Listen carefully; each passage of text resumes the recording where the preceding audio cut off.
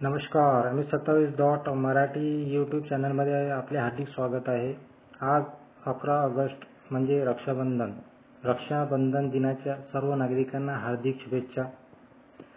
संत गाडगे महाराजांची कर्मभूमी असलेले ठिकाण ऋणमोचन अमरावती ते दर्यापूर या रस्त्यावर आहे। येथे मोठ्या प्रमाणावर पुराला पाणी आले आहे। पुराचे पाणी पुलांच्या वरून वाहत आहे,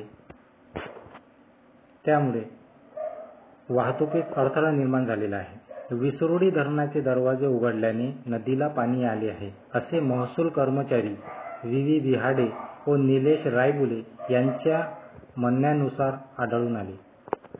त्यांच्या म्हणण्यानुसार विसरोडी धरणाचे दरवाजे उघडल्याने या पूर्णा नदीला पूर आलेले आहे। महसूल कर्मचारी हे सकाळपासून येथे हजर आहेत आणि सर्व नागरिकांना जाण्या येण्यास तिथे थांबवलेले आहे आणि सर्व नागरिकांना मार्गदर्शन सुद्धा केलेले आहे। आज रक्षाबंधन या दिवशी बहीण भाऊ एकमेकांना भेटतात आणि बहीण आपल्या संरक्षणासाठी भावाला राखी बांधते, म्हणून एका गावावरून दुसऱ्या गावाला भाऊ आपल्या बहिणीला भेटण्यासाठी जातात। परंतु ऋणमोचन येथे पुराला पाणी वाहत असल्यामुळे आणि पुराचे पाणी पुलाच्या वरून जात असल्यामुळे तिथे येथून जाण्यात पोलिसांनी बंदोबस्त केलेले आहे।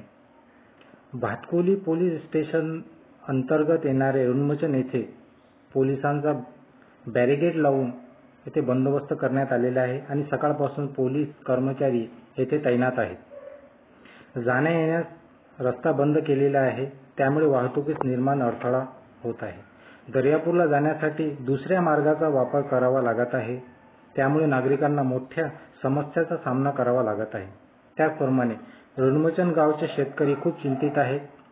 पुराचे पाणी शेतात शिरल्यामुळे जे पुराचे लगतचे जे शेत आहे त्या शेतामध्ये पुराचे पाणी शिरले आहे, त्यामुळे शेतकऱ्यांचे फार मोठे नुकसान झालेले आहे आणि अतिवृष्टीमुळे शेतकरी फार चिंतित आहे।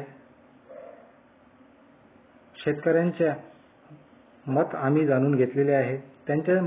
शेतकऱ्यांच्या म्हणण्यानुसार शेतकरी खूप चिंतित आहे, म्हणून अमरावती ते दर्यापूर जाणारे लोकांनी किंवा दर्यापूरवरून अमरावतीला जाणारे लोकांनी सतर्क राहावे आणि पुलावर पाणी वाहत असल्यामुळे त्या मार्गाचा वापर करू नये, दुसऱ्या मार्गाने जावे।